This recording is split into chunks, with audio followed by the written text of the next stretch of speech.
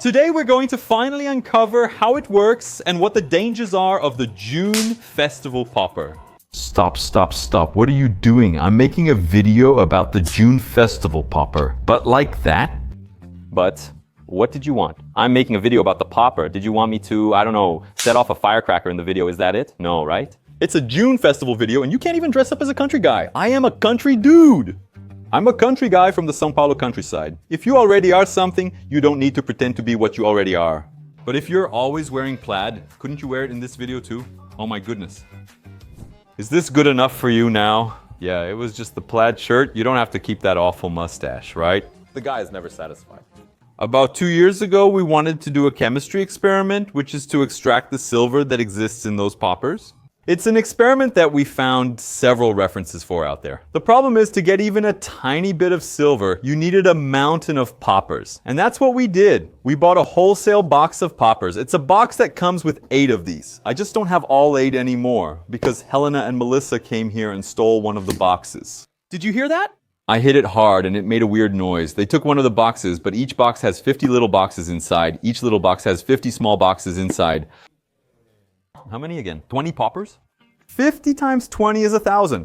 We have 7,000 poppers, okay? We had all these poppers, or salon snaps, as the box says. But the experiment went wrong. We couldn't get the silver out of here, not even if cows fly. And now we're literally left holding the bomb, right?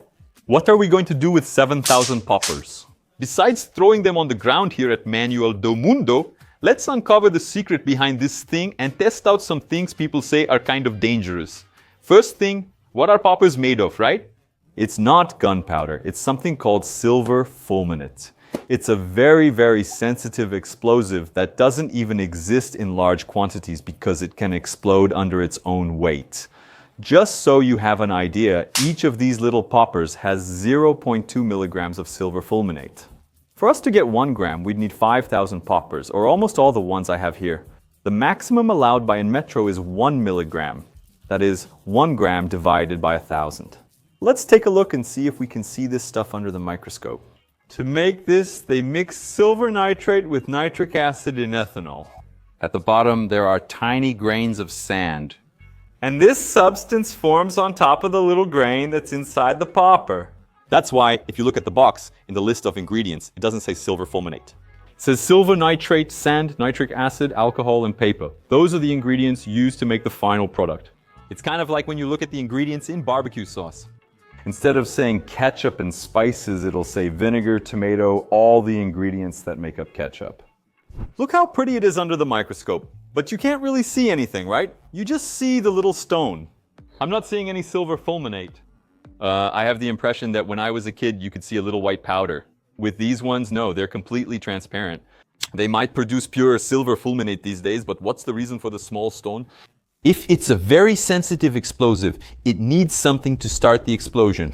And when you have little stones striking against each other, especially when you hit them, it makes the thing explode. I'm going to have to explain this chemical reaction of the explosion without a mustache. Sorry guys. Silver fulminate doesn't burn. It doesn't react with oxygen in the air when the little firecracker goes off. It decomposes. The molecule breaks apart, turning into smaller molecules. And that's very important for the explosion to be fast. Since it doesn't need to get oxygen from the air to react, it reacts with itself. Everything happens just like that. So here we go. This is the molecule silver, carbon, nitrogen, and oxygen. When it decomposes, it forms 3 other molecules. Nitrogen gas, which is the most abundant gas in our air, even more than oxygen. Carbon monoxide gas, which is related to carbon dioxide, but with 1 less oxygen. This gas is quite toxic. Several people die from carbon monoxide poisoning when they light a fire inside the house, but in this case, it's a very small amount, okay? This doesn't make any difference for us. And the silver itself, pure silver, metallic silver, ends up sticking to the stone. What's cool is that here we have a solid substance that's stuck around the little stone, like paint, which transforms into another solid substance, but also into 2 gases. And since this happens very quickly, it releases heat, and these gases look, cause a beautiful little explosion. And then, looking at the little stones before and after, you notice that they got a lot darker. I imagine that this dark color is a bit of silver that's around the little stone. I wonder if there's any difference under the microscope. Look, the little stone is all dirty. All the fulminate that was around it reacted, and it ended up all messy like this. If carbon monoxide comes out, it's very likely that there's some carbon here too, right? That is soot or something like that. The depth of field of the microscope, in other words, the area it can focus on, is very shallow. On a rock, you can focus on the tip, but slightly further down it loses focus. And what I'm trying to do here is take several pictures and then in Photoshop try to put them all together into a single photo. With greater depth of field, we achieve deeper focus and a better looking image. Here's the image if we manage to capture it. It turned out great, didn't it? I think it deserves a thumbs up. It's really cool to see it under the microscope, but I'm actually curious to see this explosion in slow motion, right? Do you think we can do it?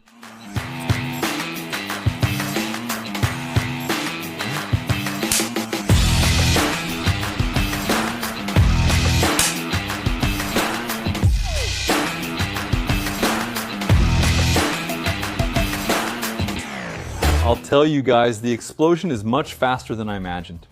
Let's record with this camera that shoots. 960 frames per second, taking 960 pictures in 1 second. The quality drops slightly, but it should improve visibility. He brought a phone that records 960 frames per second. Let's test it out.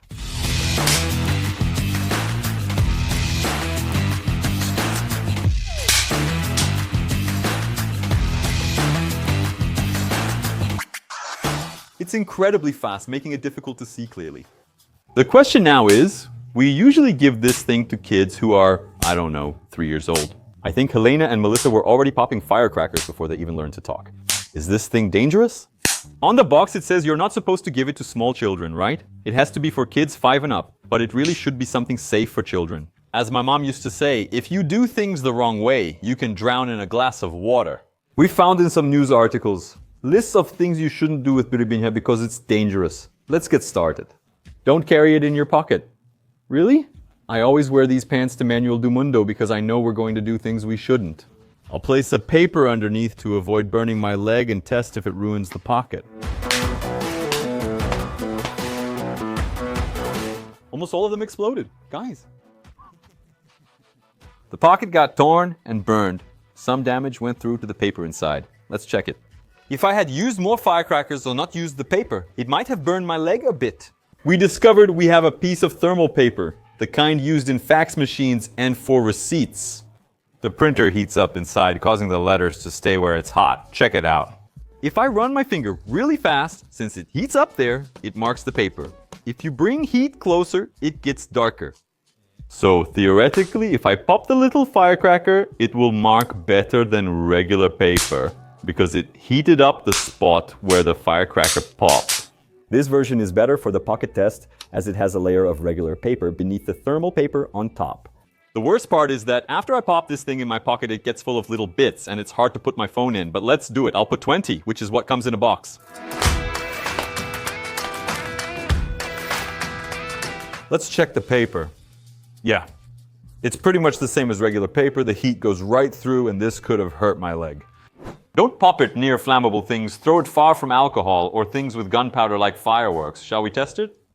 This is isopropyl alcohol, a waterless alcohol used in the manual to clean equipment. I'll apply a thin, safe layer. If it ignites, it's fine. What do you think?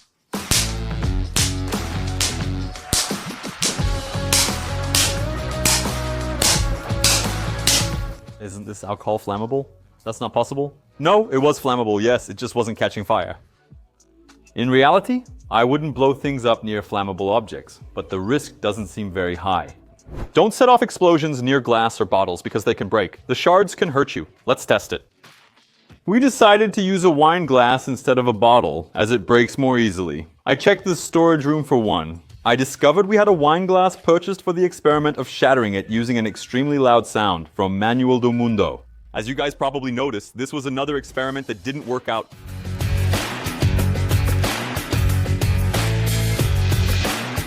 I'll put a weight on the glass base to prevent it from tipping over from the party popper's force. It should be stable now.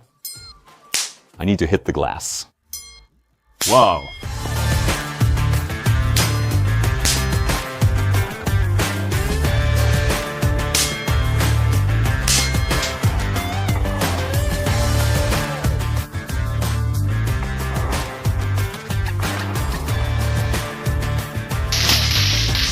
Yeah, guys,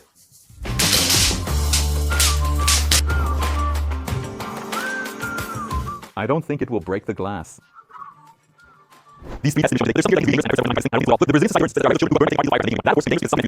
Then it's pretty much harmless. If we put a bunch of these little firecrackers together into a big one, it could be that the force of the explosion is much greater than a small explosion, but I don't even think that's the real problem.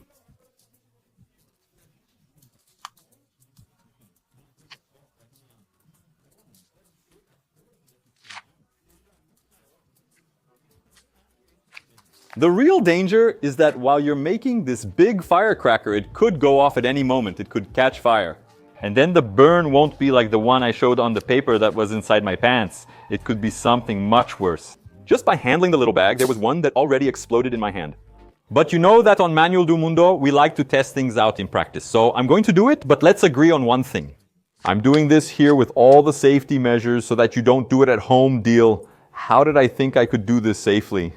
The crucial step is to keep all the little stones separate. I will open a piece of paper and place each stone individually on it, so that if something explodes, it'll be a small local explosion. It won't be a global explosion.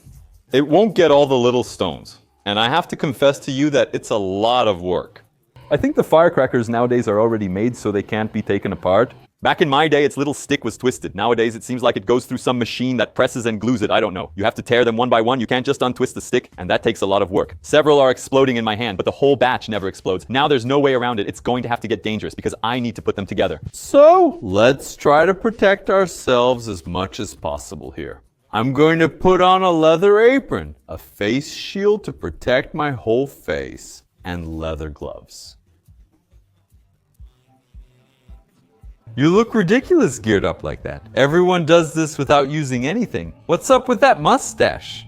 We're talking about protection, not mustaches. Soon we'll see if we need protection or not. And now, let's put it together. The moment the little stones get close, if an explosion happens, it's no longer a small explosion, and any sudden movement can blow everything up. I just started clear. Wow, this isn't good. Let's go. Now let's try to do it. Wow, guys, just by putting my hand here, you can already tell this isn't a good idea. If I squeeze a little more, this whole thing will blow up at once. Well, let's put the other camera in slow motion and blow this thing up to see the damage it does. Wow. Whoa! Oh my God!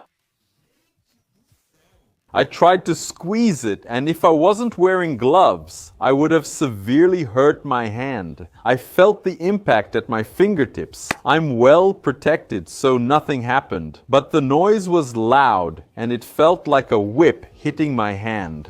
Without protection, the little stones could have flown into my eye or hit my stomach or hand, sending me to the emergency room. The burn is hard to understand because the explosion is so fast that even in slow motion, it's just a single frame showing the fire. So if there's one thing to take away from this video, it's that we shouldn't make a mountain out of a molehill, okay? I saw an experiment where people pop balloons with a laser. Do you think we could try that? I need to paint it black so the biribinha absorbs the light. I don't think this laser has enough power to pop the biribinha just with its light beam because it's not very concentrated. But we could focus this beam a little bit more, right?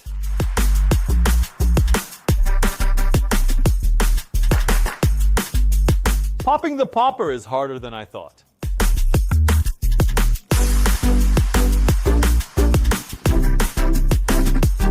One important thing before you leave. We did all these tests here at Manual do Mundo, and we couldn't break the glass, we couldn't set the alcohol on fire, but that doesn't mean these things can't happen in real life. If you use a different brand of biribinha, for example, it might happen. So this video is by no means an authorization or a guarantee for you to go out and do this kind of thing. Got it? What we take from this video is that biribinha, if used responsibly, is safe. But if you make the big bomb, it's trouble.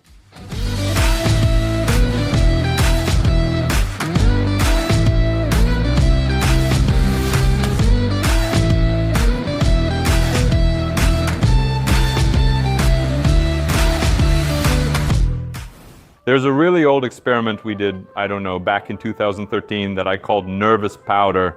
It's a powder that explodes really easily, just like the silver fulminate, but with only a purple smoke. It's a really cool experiment for you to see.